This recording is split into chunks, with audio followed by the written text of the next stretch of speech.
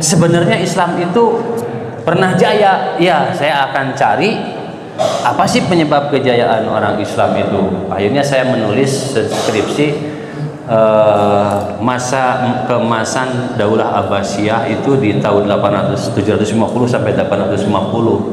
Coba kamu baca itu. Memang benar orang Islam itu pernah mengalami golden age-nya itu orang Islam. Tapi kenapa turun? Tapi kunaon tah hasil bacaan Anda?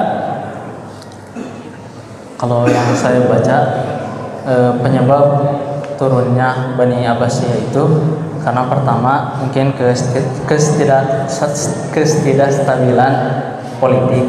Jadi para seyawainya ya pada masa itu tuh banyak sekali golongan-golongan yang ingin memisahkan diri dari Bani Abbasiyah. Mereka tuh terpengaruhi sama ortodoksi agama gitu, Pak.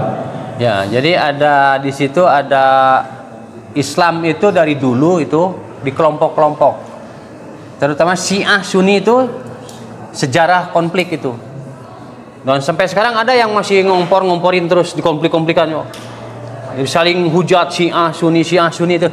Menurut saya hentikan itu kebodohan yang diwariskan, dan masih ada orang-orang yang mengatasnamakan agama menghujat satu kelompok dua kelompok. Maka itu dalam Al-Quran kan, ya ayyuhalladzina amanu la yaskhor, jangan saling menghujat antar kelompok itu. Maka kalau Anda belajar agama mulai menghina-hina kepada kelompok-kelompok yang lain, Syiah, Sunni, Murji'ah, Mu'tazilah dan sebagainya, lalu Anda merasa yang terbaik, Anda salah itu.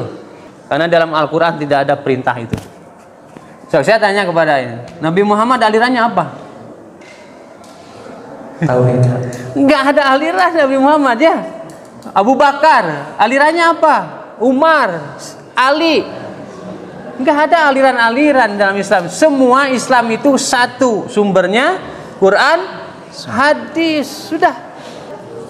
Kalau Islam udah tanpa label. Kalau kamu beragama Islam sumbernya ke apa? Al-Quran dan hadis. Sudah. Ada yang lebih dari Quran dan hadis? Sumber primernya Islam itu adalah Al-Quran, hadis. Sudah. Kalau terjadi perbedaan, kembalikan kepada Quran dan hadisnya. Maka kita tetap satu dalam bingkai Muslim, Islam. Hati-hati ya. Suka ada yang ngomporin ongkot ceramah tapi menghujat kelompok yang lain, sehingga kita menjadi orang-orang yang curigaan, kemudian benci kepada kelompok-kelompok lain, padahal itu orang-orang yang menjadikan Quran sebagai sumber. Salah satu penyebabnya itu kebodohan kita itu, mau saja diadu domba terus. Maka kembalilah kepada Quran, cara berpikir kita kepada Quran, berperilaku kita kepada Quran, galilah Al-Quran. Nah, untuk menggali Al-Quran kita harus belajar apa, Sabi? Belajar ilmu Quran. Ya, belajar ilmu Quran dan banyak baca aja. Nanti coba sekarang mulai ya, kalian tanyakan. Di fisika ada Quran tidak? Di biologi ada Quran tidak? Di sosiologi ada Quran tidak? Di sejarah ada Quran tidak? Kalian tanyakan itu. Karena kalian Muslim. Jadi kalau kalian biologi tak ada Quran, nanti belajar biologi Qurannya nggak ada, jadi pengetahuan Qurannya nggak ada. No. Jadi sekarang kita harus belajar biologi. Apakah ada Qurannya di situ?